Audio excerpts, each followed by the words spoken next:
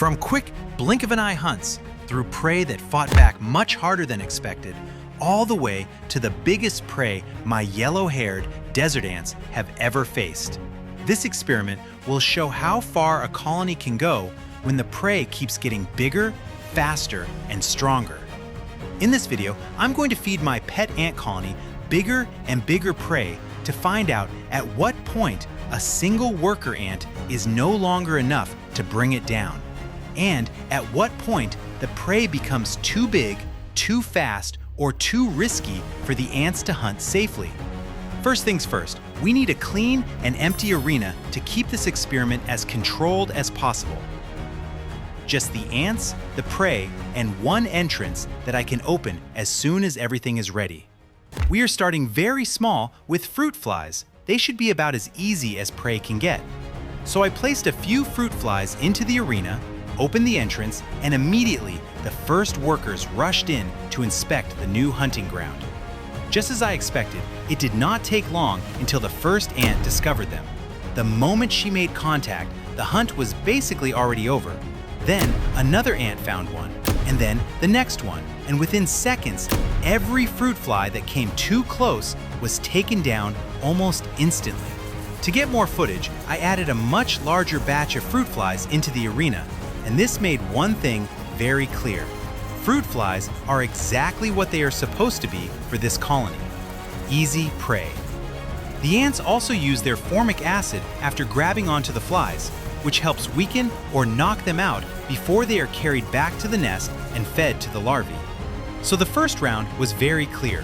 Fruit flies are no problem at all, and one ant is more than enough. But now we go a little bigger, and this is where the first thing happened that I did not expect. The next prey is a fly maggot. They are rich in protein, soft-bodied, and because they have no hard shell and no legs to run away with, I expected them to be almost as easy as fruit flies. Maybe a little bigger and heavier, at least that is what I thought. As soon as the first worker grabbed onto the maggot and tried to carry it away, the whole situation changed. The maggot started twisting, curling, and fighting back with its entire body, was giving the hunting ant a much harder time than expected. Backup arrived almost immediately, and then the maggot got stuck in the cotton, which basically sealed its fate. Two ants were now able to pin it down, hold it in place, and start cutting into it. And that was the end of the maggot. So even though the maggot looked like an easy target, it already required more than one ant.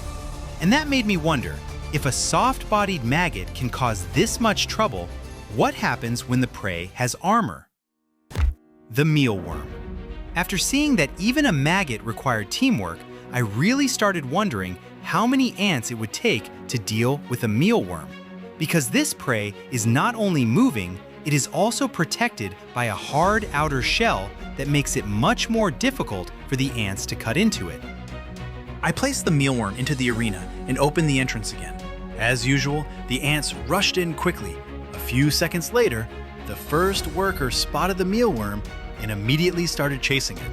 She tried to grab it with her mandibles, but as expected, the exoskeleton was too hard for a medium-sized worker ant to pierce easily. Of course, backup was called again, and now several ants were trying to pin the mealworm down. But the mealworm kept escaping, and for quite a while, it looked like the ants had the numbers, but not the control. Their hunting strategy was very clear. Instead of wasting energy on the hard, armored parts, the ants tried to grab the mealworm at its softer areas, especially around the head and the rear end. After some time, the formic acid started to make a difference.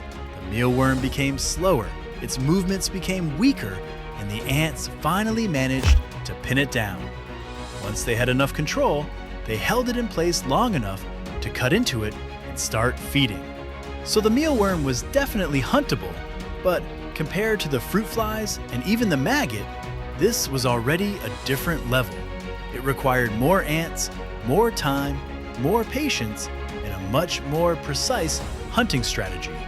And now we come to the point where things get really interesting.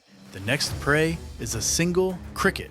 It is fast, has strong legs, can jump away in a fraction of a second, and is definitely not something I expected one worker ant to handle alone. Because one ant has almost no chance of controlling an insect that size that can jump away the moment it feels danger. To keep the experiment consistent, I placed the cricket into the empty arena first, and then opened the entrance to let the ants in. But what happened next was not what I expected. The ants noticed the cricket. They approached it, investigated it, and clearly understood that something was moving inside the arena, but they never really committed to a full attack. It always had enough space to escape before the ants could surround it. There was no real recruitment, no hunting squad forming, and no coordinated takedown. This continued for quite a while, and eventually I realized that this could either take forever or the ants simply did not want to risk a direct fight, so I decided to change the location and give the ants the one advantage they were missing in the empty arena: numbers. In the main arena, the density of ants on the surface is much higher. But there is another important factor that makes the main arena completely different from the separate hunting arena: nest protection. One of the worst things that can happen is a prey insect running straight into the nest. If a cricket like this somehow made it deep into the colony, it could become extremely dangerous. The ants, the brood, and even the queen could get hurt. And with formic acid being sprayed inside narrow nest chambers, the whole situation could become chaotic very quickly. So in the main arena, the stakes are much higher. This is no longer just about food. This is about removing a dangerous intruder before it gets anywhere near the nest. And I was right. Right after I dropped the cricket into the main arena, it was attacked almost everywhere it went. Ants grabbed onto its legs, tried to hold onto its body. It was one cricket inside the territory of an entire colony. The cricket fought hard and kept moving until it finally disappeared underneath the driftwood decoration. And after that, it was never seen again. So, the cricket was possible for the colony to hunt, but only when the conditions changed. Honestly, after seeing how much trouble they already had with the cricket, I was no longer completely sure if this was a good idea. The last and biggest prey for today is a desert grasshopper. It has an enormous body, giant jumping legs packed with muscle, a hard outer shell, and much more strength than anything else in this experiment. Compared to the fruit flies, the maggot, the mealworm, and even the cricket, this grasshopper is simply on another level. And there was one more problem. As you can see, the setup of my desert ants is open at the top. The ants cannot escape because of the barrier, but that does not apply to the grasshopper. It could easily jump out of the setup and disappear somewhere in my room. And I am sure my wife would be extremely happy about that. But I had committed to finishing this prey experiment. Right after I dropped the grasshopper in, everything turned into chaos.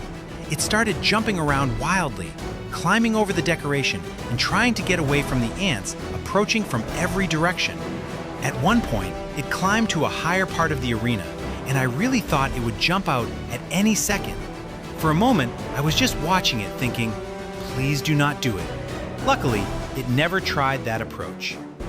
Meanwhile, the entire colony was reacting to this giant intruder. Workers rushed toward it from everywhere. Some tried to grab onto the legs, others approached the body. After a short time, I could actually smell the formic acid in the air, which shows how intensely the ants were trying to defend their territory and bring this prey under control. And slowly, it started working. Then I noticed one of the most important moments of the hunt. One ant had managed to grab onto the grasshopper's head. The grasshopper desperately tried to remove her with its powerful jumping legs, but it could not get rid of her. And while it was focusing on that one ant, more and more workers attached to the rest of its body. At this point, the fight was turning against the grasshopper very quickly. It was still fighting hard, but when more than dozens of ants are attached to your body, pinning you down from different sides, while you are also covered in formic acid, the odds are definitely no longer in your favor. The ants would have been able to knock it out completely, but to prevent unnecessary suffering, I decided to crush its head and end it quickly. The fight was already basically over, and there was no reason to stretch out the grasshopper's misery, and this experiment left me with one very clear conclusion. In the wild, prey animals that are fast, healthy, and able to jump, especially if they are larger than the worker ants, would usually have a very good chance of escaping. The cricket already showed that very clearly in the empty arena, because as long as it had space, it could avoid the ants again and again. Because of that, I will continue feeding prey of this size after freezing it first. That way, there is no unnecessary suffering for the prey, and it is also much safer for my ants. And that is what makes this experiment so crazy. The ants did not win because one worker was stronger than the prey. They won because every time the prey got bigger, the colony became more important, until the final hunt was no longer one ant versus one insect, but one giant intruder against thousands of tiny defenders. And after all of these hunts, I think the colony deserves something a little less dangerous. No jumping legs, no armor, no desperate escape attempts. Just a bowl full of honey. And the moment the ants discovered it, they completely swarmed the dish.